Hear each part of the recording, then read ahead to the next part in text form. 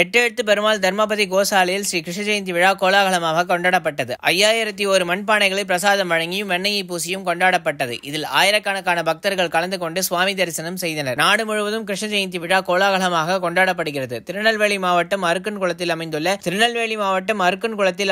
எட்டெழுத்து பெருமாள் தர்மபதி கோசாலையில் அமைந்துள்ள ஸ்ரீ கோபாலகிருஷ்ணர் கோவிலில் கிருஷ்ண ஜெயந்தி விழா 3 தினங்கள் உற்சாகமாக கொண்டாடப்பட்டது. கிருஷ்ண ஜெயந்தியை ஒட்டி காலையில் கோசாலையில் கோ பூஜைகள் நடைபெற்றதைத் தொடர்ந்து கோபாலகிருஷ்ணருக்கு சிறப்பு அபிஷேகம், அலங்காரம், தீபாராதனை நடைபெற்றது. 58 வகையான பலகாரங்கள் நைவேத்தியம் செய்யப்பட்டு மாலையில் கோசாலையில் உள்ள கோபாலகிருஷ்ணருக்கு சிறப்பு அலங்காரம், தீபாராதனையும் கோசாலை பசுகளுக்கு கோ பூஜையும் நடைபெற்றது. கிருஷ்ண ஜெயந்திக்கு 5001 மண்பானைகள் வர்ணம் பூசப்பட்டு அதில் கிருஷ்ண உருவங்கள், சங்கு, சக்கரம், ராமநாமம் உள்ளிட்டவை வண்ண வண்ண ஓவியங்களாக வரைந்து தயார் செய்யப்பட்டது. இதற்காக சுமார் 1 மாதத்திற்கு முன்பிருந்தே மண்பானைகள் செய்யும் பணியும் ஓவியங்கள் வரையும் பணியும் தொடர்ந்து நடைபெற்று வந்தது. அந்த மண்பானைகளில் கிருஷ்ணருக்கு பிடித்தமான பதார்த்தங்கள் வெண்ணெய், நெய், முறுக்கு, அதிரசம், லட்டு, அல்வா, சீடை என பல பக்ஷணங்களும், கொய்யாப்பழம், நாவல் பழம், பேரிக்காய் என பழ வகைகளும், தயிர் சாதம், சர்க்கரை பொங்கல், பால் சாதம் என அன்ன வகைகளும் கிருஷ்ணருக்கு நைவேத்தியம் செய்யப்பட்டது. இதனைத் தொடர்ந்து கிருஷ்ணருக்கு சிறப்பு பூஜைகள் நடைபெற்று சோடச உபசாரங்களுடன் தீபாராதனையும் காட்டப்பட்டது. கலயங்களில் நிரப்பப்பட்ட வெண்ணையை ஊர் சுற்றி வந்து மகா தீபாராதனை காண்பிக்கப்பட்ட பின் பக்தர்களுக்கு பிரசாதமாக வழங்கப்பட்டது.